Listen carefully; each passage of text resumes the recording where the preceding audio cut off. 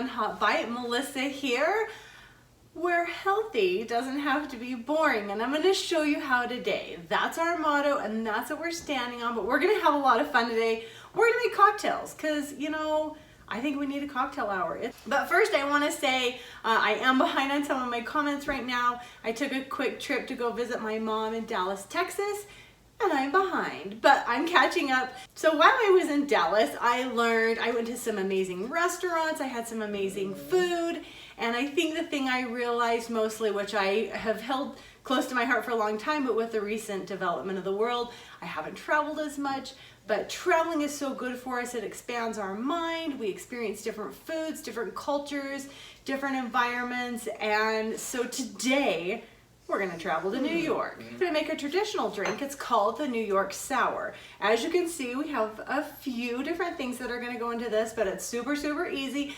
There's one kind of interesting ingredient that you can leave out, but you're going to be blown away that this is in this cocktail. This drink originally was called, it started in the 1800s, and it was called the Continental Sour. And it started in Chicago actually, but it really gained popularity when a bartender started making it in Manhattan. It's stuck ever since. It's the New York Sour. So let's travel to Manhattan and enjoy this cocktail today. Okay, we're going to fill a shaker with a good amount of ice. We're going to make sure that's nice and full. The next thing we're going to do is we have 2 ounces of bourbon we're going to add here. You can choose your favorite, or you can actually do a whiskey as well. So 2 full ounces we're going to add here, right over the top of the ice. The next thing we're going to add is we need 1 ounce of lemon juice. I like to do fresh lemon juice, so we're going to go ahead and squeeze up some lemon juice and put it in this little bowl so that we can obviously measure it out and add it to our cocktail. And I strain this a little bit so that we don't get any seeds. That would be terrible. So we're going to go ahead and add that 1 ounce of fresh squeezed lemon juice, and we're going to put that over the ice as well. The next thing we're going to add here is 3/4 of an ounce of simple syrup. And I made this ahead. Mine's a little brown because I used raw sugar. And you can do it any way you need. This is our secret ingredient. We're going to separate this egg, the whites from the yolk, and we are actually going to go ahead and use the egg whites in this cocktail. This is a century-old trick, and it makes your cocktail super frothy and really rich and creamy.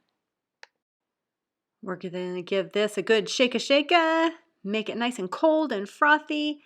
And in a separate glass, we're going to go ahead and add a bunch of ice. You can make this as icy or as not icy as you like. I like a lot of ice in this. It really comes together really nice and dilutes the cocktail as you continue to drink.